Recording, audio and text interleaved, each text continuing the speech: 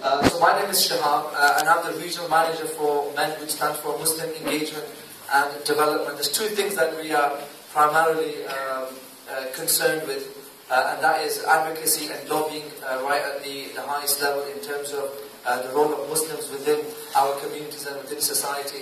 And second is the grassroots development of all Muslims, in each and every city in this and town and village in this country as well. So this is part of the community engagement development event where we're trying to actually create awareness on Islamophobia, and in particular what the Muslims and the non-Muslims can do to create a safer, more progressive society here in West Yorkshire and in Bradford in particular. So I'm delighted to see a pretty decent turnout. We've got some really key people here today as well. I'm really delighted to see some of the faces, and I hope you guys enjoy it. There will be a Q&A session at the end, and if you do have any urgent questions, please either make a note of them and do ask them.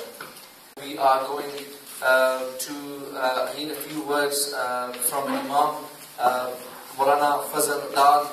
Then George is going to come and say a few words on Islamophobia. My first urge to yourselves is that every single one of us should be involved in this voting system, regardless of what the background of that person who you are voting for is.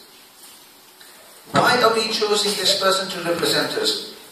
Two things. Is it because of selfish reasons, or is it for societal reasons? If it's for selfish reasons, that this person who I am going to choose is going to help me with my spouse's visa, is going to help me with the grant applications, is going to help me with my garden wall, that is selfish and that is not democracy. What we want to do is choose those people who will help our whole society. More importantly, in this case, the Muslim community.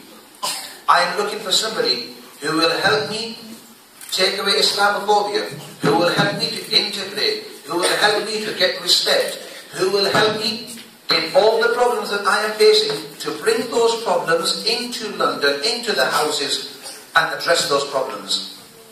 Now I understand that there will be times, and here's a question that many people will come up with, is if we were to choose one MP, or one member of parliament, or one person, how can that person make a difference in the house where there's almost 350 plus people? That one person may not be able to make a difference. And the answer to that is, sometimes people have passions for what you say. People understand what you say, but in those 350 odd seats, nobody is willing to stand up and say what you want to say. Say what you feel. Say how you feel. And it just sometimes needs that one person to ignite the debate, and the debate picks up. The debate is brought into motion, and that's where principles are made according to what will be beneficial for you, what will be helpful for you. Point number two, when we are choosing those people who are going to represent us, previously, moreover in Bradford, it's been that I will choose somebody who is from my background, or I will choose somebody who is my friend, or I will choose somebody who speaks my language, or who is from my caste. Absolutely wrong. If that's going to be the way things are going, or if that's the way you're doing, you are playing a deceitful game to yourself and to the community. You want to choose the person who is going to best represent you in those houses, and who is going to speak about the issues, about those things that concern you and your society. You want those people who want to be fearless, and who is prepared to speak at the times when it needs to be spoken, rather than in the front of you at the times of elections, at the times of coming to you, speaking and telling you what you need to hear. And once the elections are over, they only want to please those people who they are close to, and they do not want to talk about it. These are the questions that we need to address. Firstly, choose the person who is the most appropriate and who will speak fearless about the issues that concern you. And secondly, regardless of background, regardless of friendship, regardless of who campaigns on your behalf, the most important person for you is the person who is going to speak about the issues concerning the Muslims. One of the great issues at the moment is the issue of Islamophobia, the media's attention, the media's heavyweight towards the negativity of the Muslim Ummah. Having said that, I'm really going to urge, as we have, the scholars have been urging everybody to come out and take this vote. And that means, brothers and sisters, men and women, approximately 50% of our vote, moreover in Bradford, is lost because many sisters, many mothers and many nieces are not being involved in this process. This is the time when we need to bring everybody about so that we can utilize our vote in the correct way. So point number 3, we need to get as much engagement as possible so that as many people as possible can come out and vote and utilize this vote. Why is it that only 47% of the people who are eligible to vote are coming out? Why is it that 100% cannot actually come out and vote and express what they feel is the right person and who they believe is the person that will stand and represent them? The nice thing about it is that those barriers that were previously in place, I can't come out because of certain reasons, because of cultural, religious, etc. reasons, those have been brought down. You can use different means of voting, and the politicians will give you all those. You can use different means of voting. Sitting at home, you can cast your vote and have yourself counted. In a nutshell, the point I'd like to bring to is firstly, let's see if we can have everybody voting. Engagement as much as possible. Point number 2, regardless of who the person is, in the sense of their background, their language, their caste, your friendship, the person that you are choosing is that person who will stand in front of those 150 plus people and speak the issues that you need them to address. It's fine at the time of the election saying, I will do this for you. And forget about those arguments where we are Muslims and we'd like you to choose us. Those days have gone. It was those same people who would come to us and use this flimsy argument, and they're the ones that would buy the £600 chair to massage their backs. Only that we should say that. So let's see if we can get everybody involved in the voting system. We choose the right person. And secondly, it's not just about our societal problems or those problems in our area, it's those issues concerning the whole of the Muslims in the whole of the UK. Wassalamu alaikum wa rahmatullahi wa barakatuh. That was Maulana Fazaldar. Hopefully he can go about changing the term Maulana, because a lot of Muslims don't even like to use the word Maulana, or it has a negative connotation anyway, but let's see if this is a start to that as well. So thank you very much, Maulana Fazaldar. That's absolutely fantastic. In terms of getting people involved within the realm of politics, getting people to vote and engaging is a must, and I'm sure George is going to come and say a few words on that as well. So the next guest, I don't think he needs an introduction.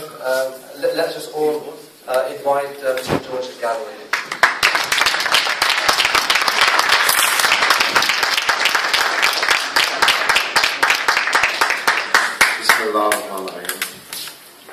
Honorable Sheikhs, scholars, brothers and sisters, Assalamu alaikum wa rahmatullahi wa barakatuh.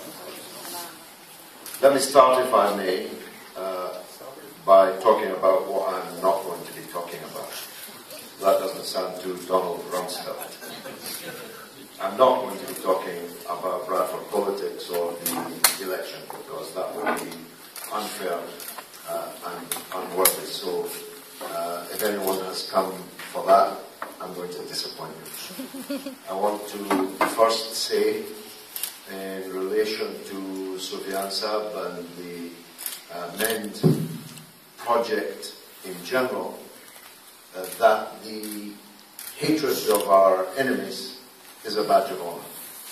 The fact that the Daily Telegraph is on Sufyan's case is to the credit of Sufyan and the discredit of the Daily Telegraph and Andrew Gilligan and the other witch hunters, witch finders in the right-wing Islamophobic media. And it's a sign that this organization, which is an outstanding example of the pursuit of engagement in the democratic process, in civic life, in Britain, it's an outstanding example of what needs to be done, right down to the quality of their literature, the skill with which they lobby and press the case for engagement, positive engagement, and against other negative attempts that have been made, richly funded by the British government and others, and which have now thoroughly failed. MEND is an outstanding example of what needs to be done and what can be done. And its professionalism is the key. You see, the victory of ideals, said Keir Hardie, the Labour movement founder, here in Bradford, 100 or more years ago. The victory of ideals must be organised. It's not enough just to have the ideals. It's not enough even just to proselytise for the ideas. What must be done is that the ideals must be proselytised for professionally, by which I mean in a palatable, manageable form, one that is in keeping with the society in which the materials in the campaign are being used and the campaign is being waged, one that can reach all kinds of people, not just older people, who are already, by and large, fully aware of the political challenges that the community faces, but all of the community. And as you've just heard from Maulana Sahib, including the women. As Jinnah, I think, said, I paraphrase him, a society which leaves out the women from the equation is cutting off half of itself, cutting off its arm, its right arm, and that's simply foolish. It is a paraphrase, but it's one that is recognizable today. We all know it. Indeed, a look around the audience shows it. There are very few women here, so we have much work to do in that regard. Now let me, having said what I'm not going to be talking about, get on to what I am. The fact is that for the Ummah throughout the world, these are very difficult times. Dictatorship, whether kings or presidents, prevails over most of the Muslim world. An Arab Spring that we thought, prayed, hoped would lead to dramatic and democratic change, bringing representative government to people who in many cases had never had it, has turned bitter and sour and is in many cases turned into ash in our mouths. In Egypt, a president was elected, arguably the first time that any president was ever freely elected in Egypt, and he was not allowed to last 12 months. He made many mistakes. All presidents do. His mistakes are exaggerated, but in any case cannot possibly be a justification for a military coup d'etat, which is then promptly recognized by all the countries that are never done telling us how democratic they are. Even Tony Blair flew there to do a bit of business, no doubt. He does a bit of business everywhere. But he did it to provide an imprimatur of respectability, I know that's hard to believe, to a military overthrow of an elected president, thus discrediting the idea of democratic change in Muslim countries, leading many of the public to say, well, if that's what happens when you do have a revolution and you do bring in democracy, what's the point? Well, as Mr. Churchill said, democracy is the worst of all the systems, apart from all the others. And that's the truth of it. Democracy is a massively imperfect system of governance. But it's not as massively imperfect as all the others. I know I've been in many of these dictatorships, and it's very obvious. Let me take Iraq, for example, which I knew well, as you know, and with whom I stood four square through all the sanctions and all the wars. I sat with the late President Saddam Hussein. I sat with him and his colleagues. But it quickly became evident his colleagues were not even a sounding board, were just an audience. Nobody could speak back to Saddam Hussein. And therefore, if he took a wrong step, you only need to turn a few inches. And if you keep walking, you'll end up very far from the destination that you would have liked to have arrived at.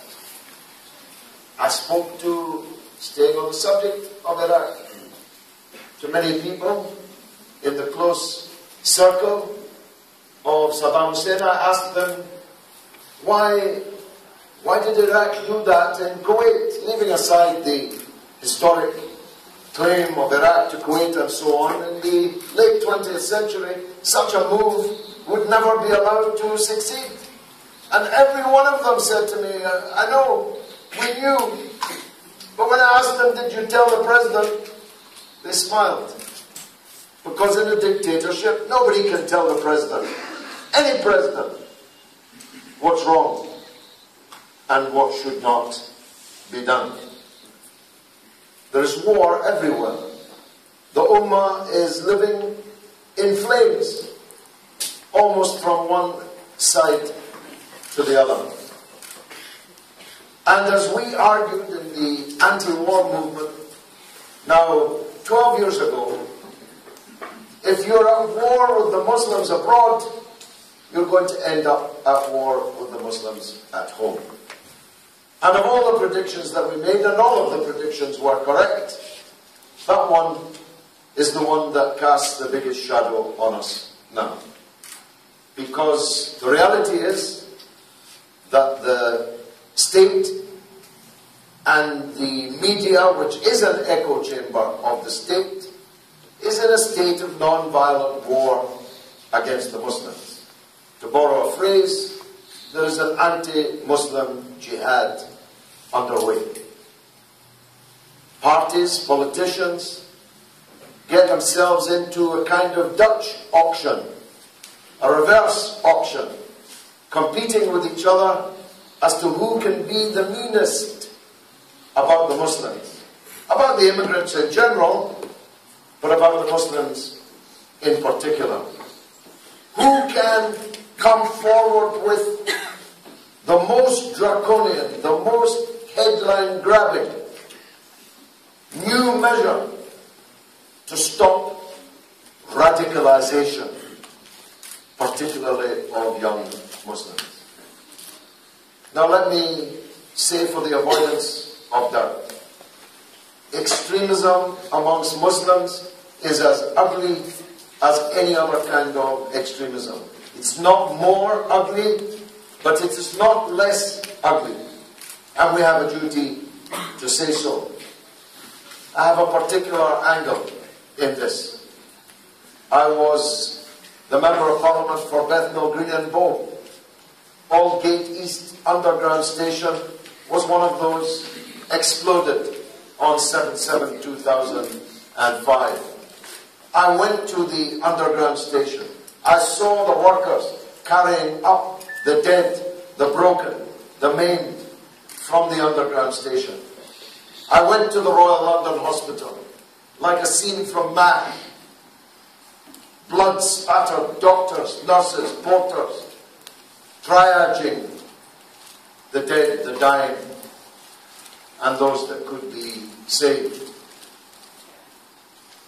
The law of averages tells you that virtually all of the 55 people who were murdered that day, and virtually all of the hundreds who were wounded and maimed that day, were just as opposed to the war in Iraq, the suffering of the Palestinians and so on, as the people who murdered them, because London was the centre of opposition to the invasion of Iraq.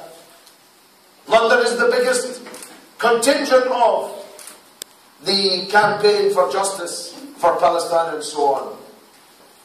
And it is a sin in any religion and a crime in any society to punish innocent people for the crimes of guilty people. And that's what was done on 7/7.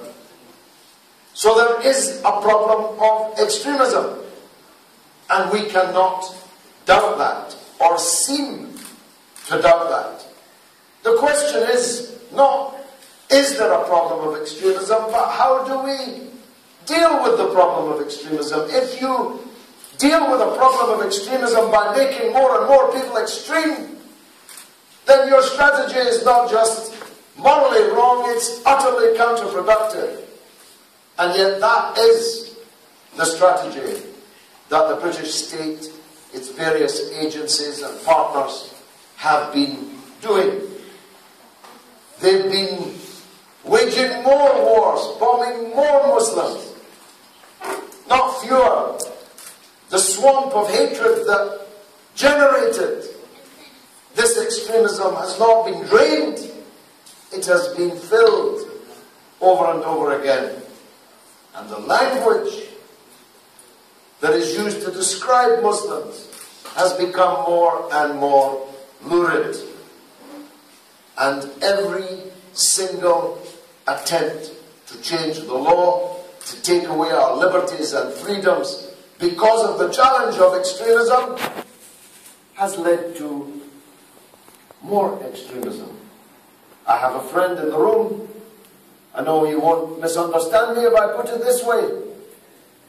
When the British state dealt with the challenge of the nationalist people in the north of Ireland for civil rights, equal rights, one man, one woman, one vote, the British state arrested thousands of people. Anybody, any young man from that community was interned without trial, put in a cage, literally a cage.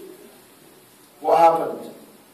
Did the challenge to British rule in the north of Ireland get weaker or stronger? It just doesn't work, that kind of collective punishment, collective indictment of a community when faced with a political challenge. And yet that's what's happening here. If some vile, filthy pervert who happens to be a Muslim assaults a child, grooms a young girl, he's a Muslim groomer. But Jimmy Savile is never described as a Catholic groomer. Sir Cyril Smith is never described as a Protestant groomer.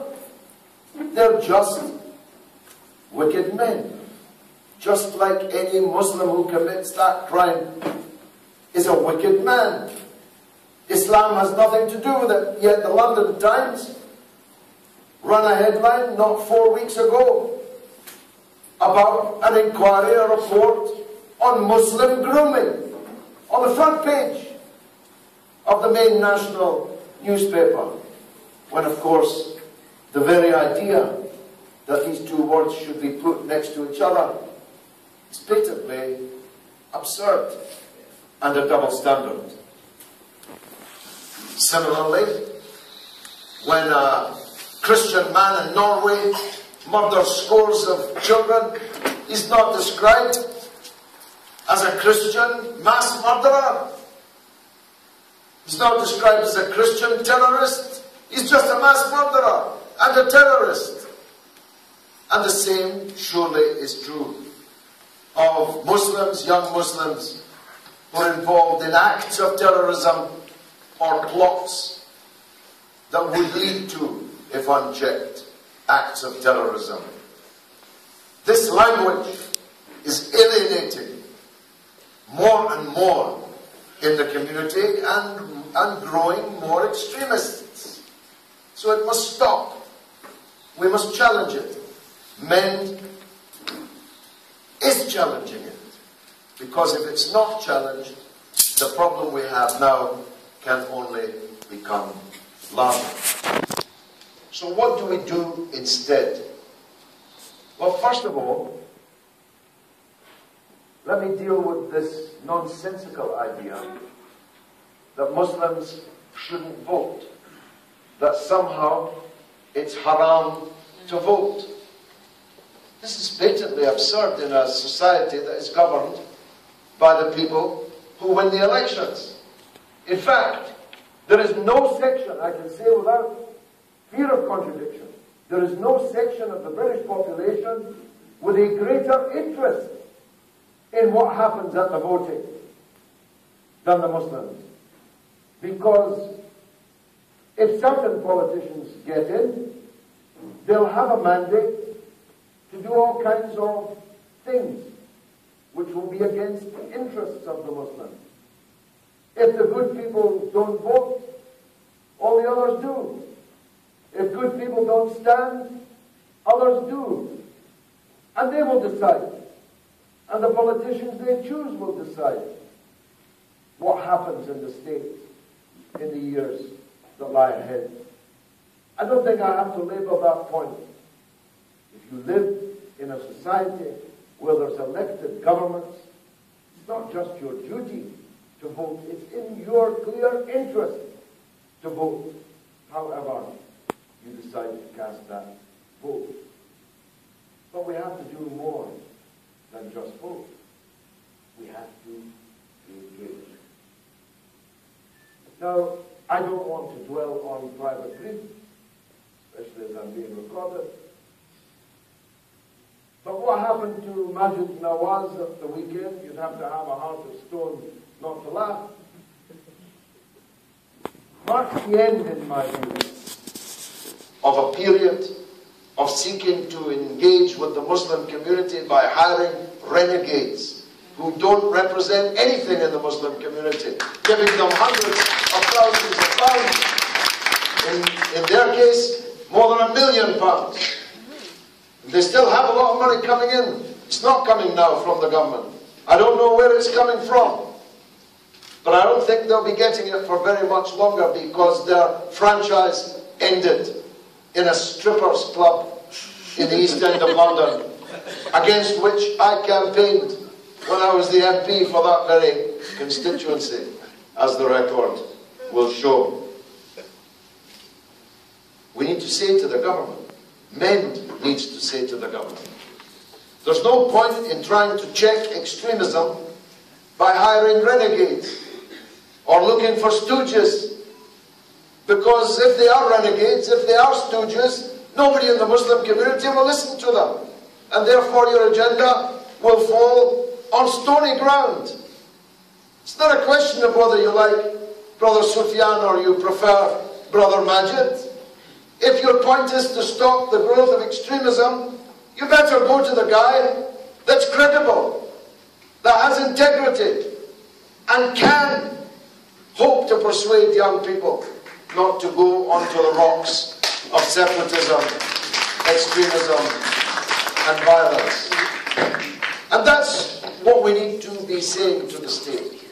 We need to be saying to the media, not much chance with Murdoch and the other private owners, but the BBC is owned by us, paid by us. Well, not by me, because I refused to pay since last summer as a result of their coverage of Gaza, but that's another matter. You're probably all paying. And if we're paying, we have a right to a say on what the tune is that's being called. And we have to be in a position to credibly lobby the broadcasting organizations, all other kinds of civil society, the political structures, the politicians, with what needs to be done. So, in conclusion, be engaged. Insist upon your dignity. Don't be anybody's stooge. Don't follow renegades. If we are equal to every other member of this society, a point on which we insist, we have as much right to speak the way I'm speaking now, as any other person does, without our mosques being closed down, without our people being hunted in the Daily Telegraph, smeared and libelled at every turn. At the same time, we commit ourselves to an ongoing, democratic, peaceful, non-violent participation in British society by the British Muslims, because that's in our interest and in the interest of all the community that we should do so. But we will do so as equals. Wassalamu alaikum. Thank you very much.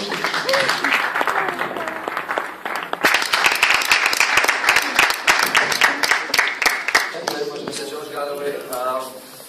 Of course, I could continue that discussion, and many questions do arise from that as well, and many answers equally as well. But thank you very much, George, for that. I think you made some poignant remarks, worthy of thinking and inspiring upon as well.